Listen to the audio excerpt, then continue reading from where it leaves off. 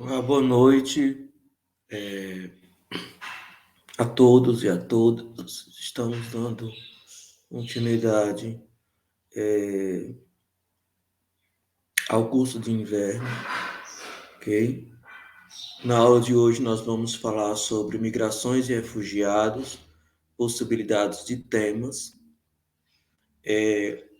Essas aulas, tanto essa como a outra, nós falamos sobre possibilidades de temas de pesquisa, ok? Nessa aula específica nós vamos aproximar vocês a uma possibilidade de tema de pesquisa ligado à literatura, já visto que o mestrado ele é interdisciplinar, História e Letras, e nós também, historiadores, trabalhamos com a literatura enquanto uma fonte histórica. E quando a gente pensa, por exemplo, o processo migratório, para o Eric Hobsbawm, nós temos que pensar que o processo migratório ele se dá justamente por vários motivos. E o Eric Hobsbawm, ele coloca para a gente justamente que esse processo migratório ele pode ocorrer por causa de guerras, de conflitos internos, de perseguições políticas, né? Isso, logicamente, é gerado por várias condições sociais e econômicas, né? E que o indivíduo está passando na sua comunidade. Que, por exemplo, quando você está passando por uma perseguição política no seu país, então você pode pedir proteção em outro país, colocando isso em evidência. Quando em seu país está passando por uma crise econômica muito forte, onde boa parte da população está na miséria, não tem o que comer, não é? Então, isso daí também pode simbolizar um elemento de ajuda que os outros países devem ajudar, né, ao país que está nessa crise humanitária. Então, veja que há vários motivos. Então, também você pode migrar de forma forçada, não é? Como ocorreu com o tráfico negreiro, né? Que foi uma exploração da mão de obra humana, né? Como também, por exemplo, das ditaduras que se instalaram na América Latina, né, que favoreceram, né, justamente um processo migratório forçado de vários grupos que eram contrários, né, ao poder que se instalou no Brasil em 1964. Então, em ambos esses processos, né, em esses elementos que geraram a migração dessas pessoas, nós temos o sofrimento, né? Para ambos, o sofrimento da saída, né? O sofrimento da saída do seu país, o processo de desterritorialização, né? De quebrar vínculos sociais, afetivos, né? De destruir toda uma estrutura organizacional, familiar que se tinha. Então, nós temos, portanto, aí um elemento importante para ser pensado que está ligado ao conceito de imaginário. Né? O conceito de imaginário, de fato, nos ajuda a pensar esses elementos que estão para além dos elementos econômicos, pensando a questão das ideias e das representações que, por exemplo, esses imigrantes tiveram ao longo da trajetória da história do Brasil e do mundo. Haja vista que o imigrante, né, ele é muito taxado negativamente. Então, ele sofre a saída e, ao chegar no país de acolhimento, ele também sofre com as reações, né, de quem mora nesse país, porque não há um acolhimento, né, incondicional, como nós falamos lá na apresentação do projeto, na aula 2. Nós temos de fato, um acolhimento condicional, e essas condições, né, limitam, né, a existência do imigrante, né, do refugiado. Então,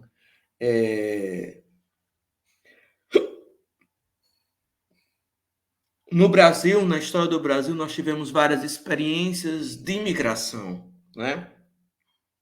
Mas nós queríamos reforçar que esse processo migratório se deu com mais força no século XX, né? No século XX. Mas força no sentido de que, bem, lá no anterior, né, ao século XIX, nós tivemos um processo migratório exploratório, e no século XX foi, de fato, um processo migratório mais diverso, né?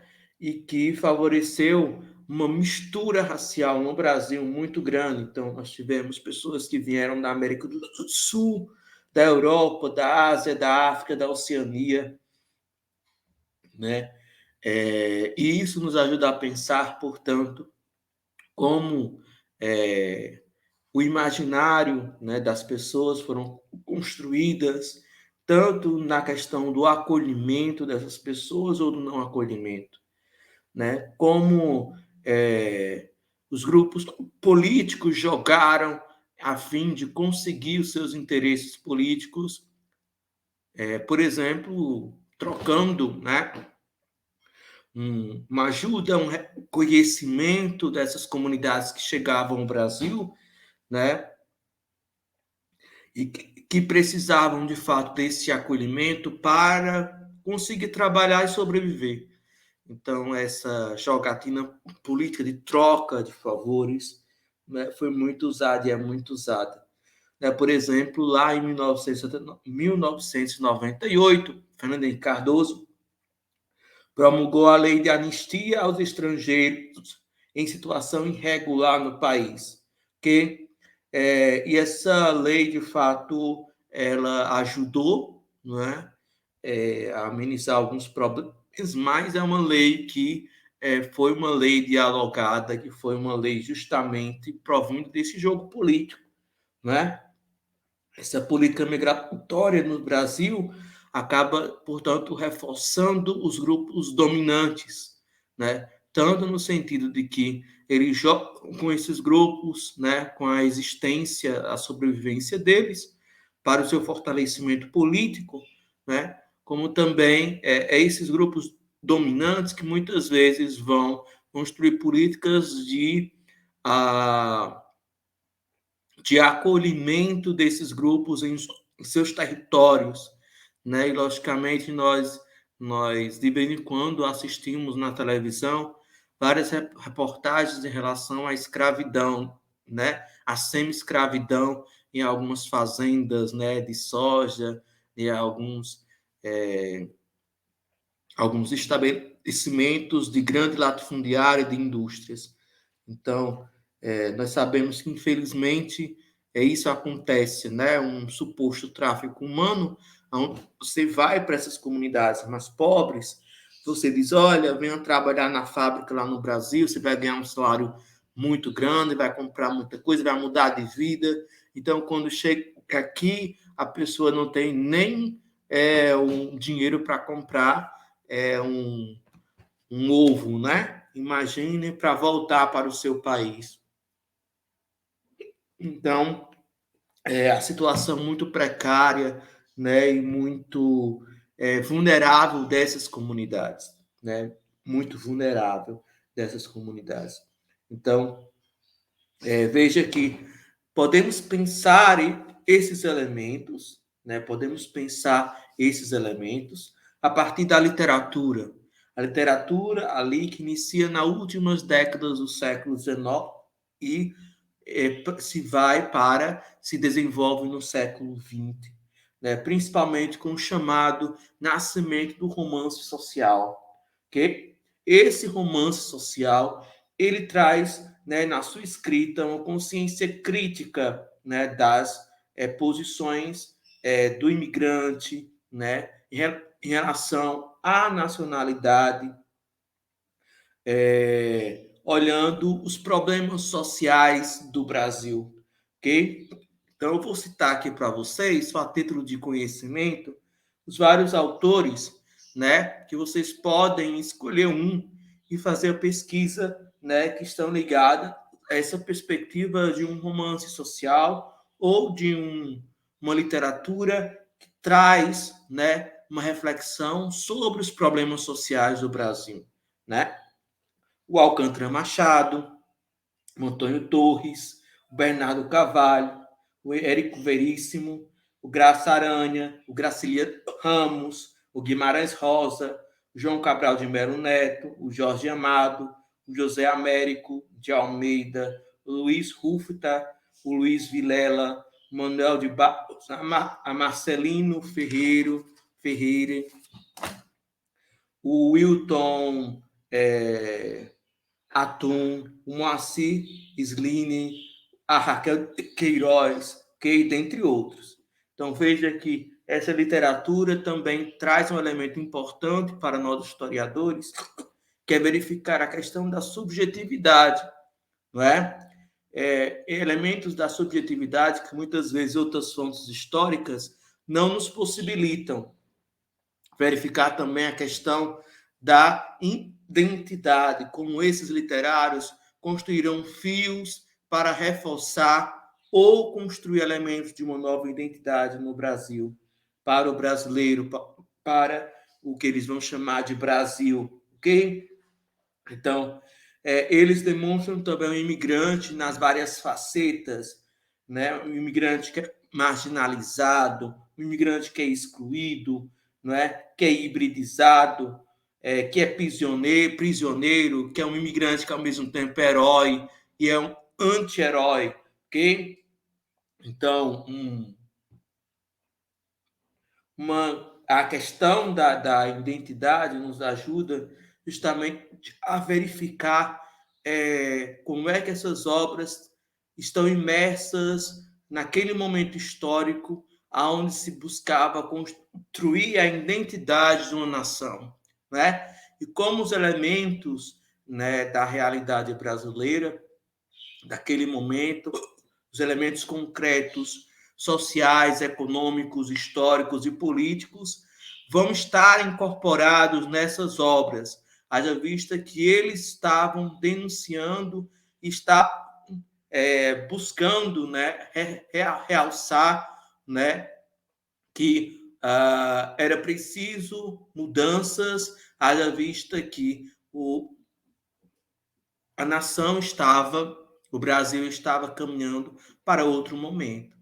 Lembro-vos que no final do século XIX, início do século XX, nós já estamos no processo a chamada Primeira República, né? República Velha. E posteriormente a isso, fortalecimento da Segunda República. Então, nós temos aí vários olhares sobre o Brasil e a tentativa de construir uma identidade nacional que não existia, né? Não existia. Então, nós tínhamos vários tipos de Brasis, né? Então, era preciso, de fato, construir elementos unitários, né? Que pudesse dar determinada unidade ao território, unidade política, social, histórica, ok? Veja que, paralelo a eles, né, aos literatos, nós tivemos também a ação, né, dos institutos históricos, o IHGB, os institutos históricos regionais, também fizeram esse trabalho.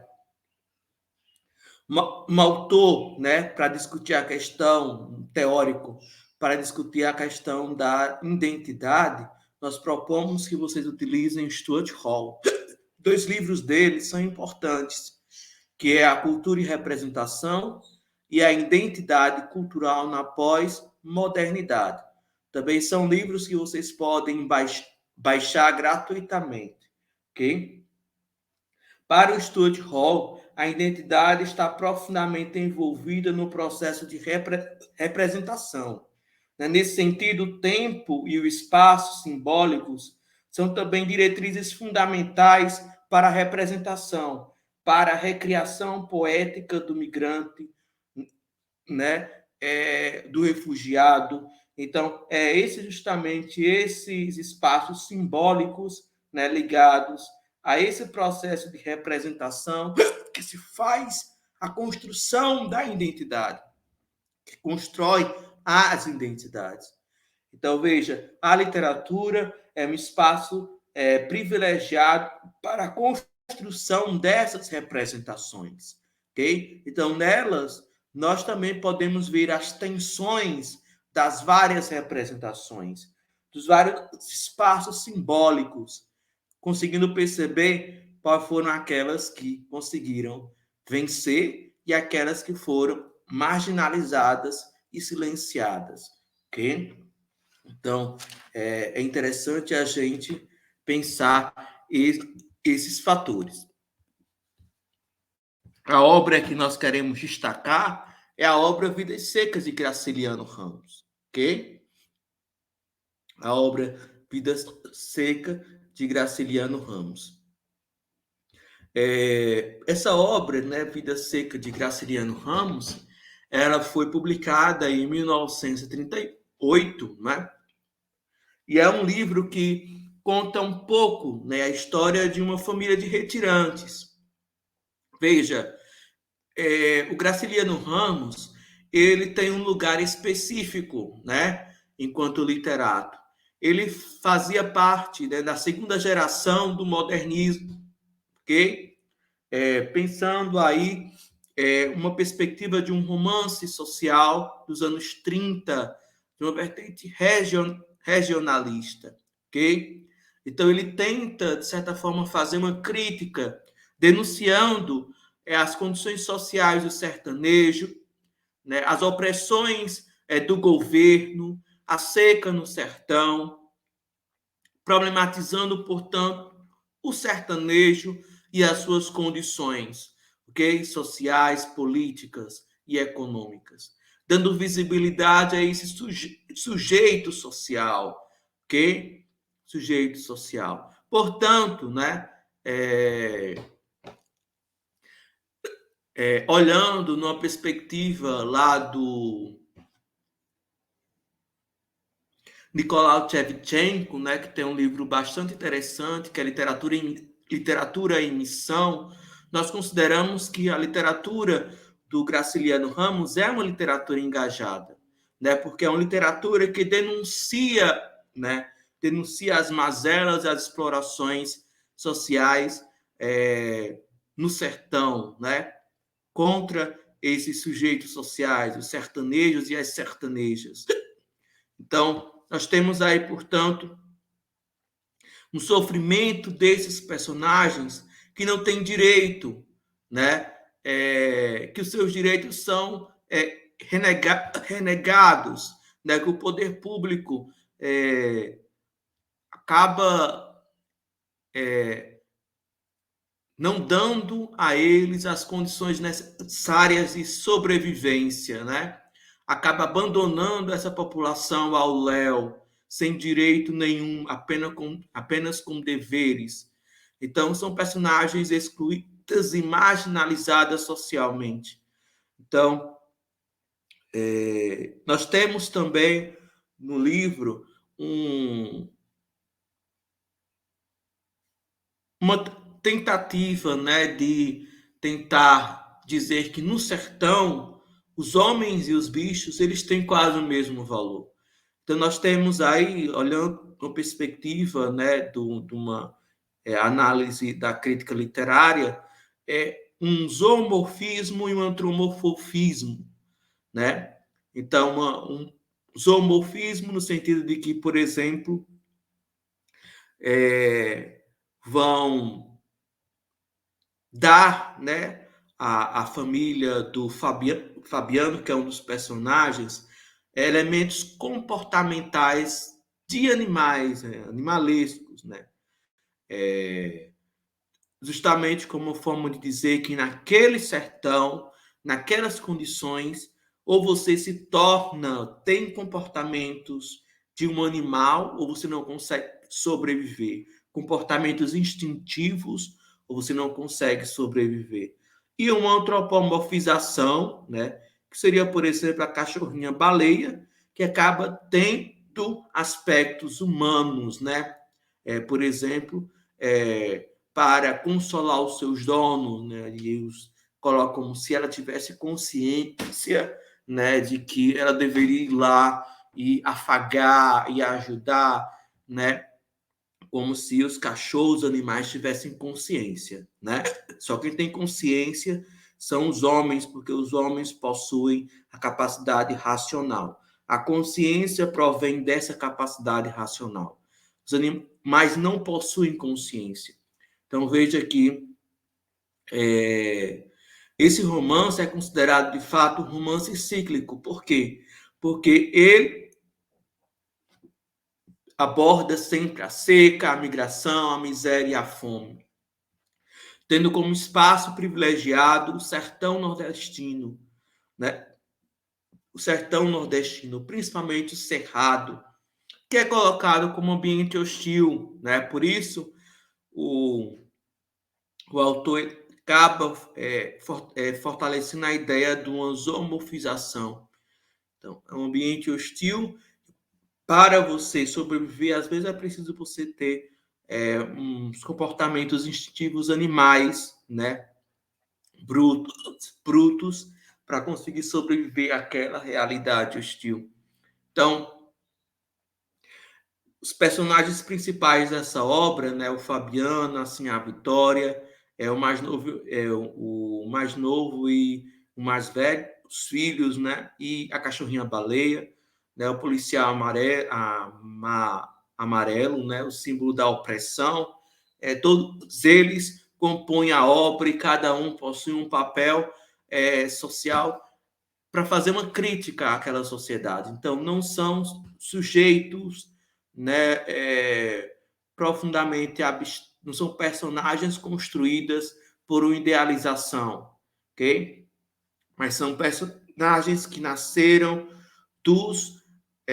das experiências sociais observadas por Graciliano Ramos. Então, muitas pessoas que leram nos anos 30, 40, 50 esse material, leu se lembrando que em sua vida já até mesmo ele poderia ter sido em algum momento da sua vida um Fabiano, uma Sinhá Vitória, ele poderia ter uma baleia, ok? Ele já poderia ter sido oprimido por um policial como o Fabiano foi.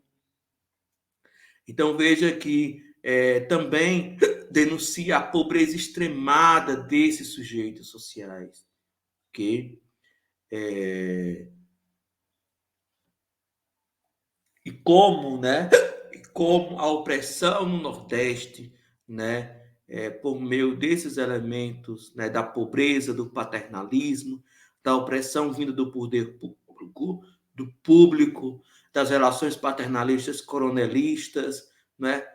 Favoreciam, né, a opressão dos mais pobres, dos sertanejos, que padeciam com a pobreza, com a fome, com a violência, né? Com a fome, com a violência. E isso nos ajuda a pensar os cenários, né, que compõem justamente o Nordeste nesse momento, ok? Então,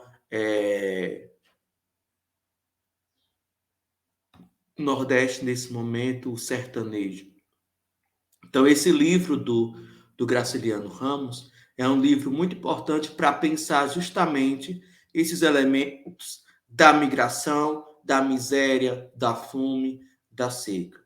Então, por isso eu trouxe ele como exemplo para vocês, ok? De uma possível fonte histórica para pensar essa temática da migração, da fome, né, da seca, ok?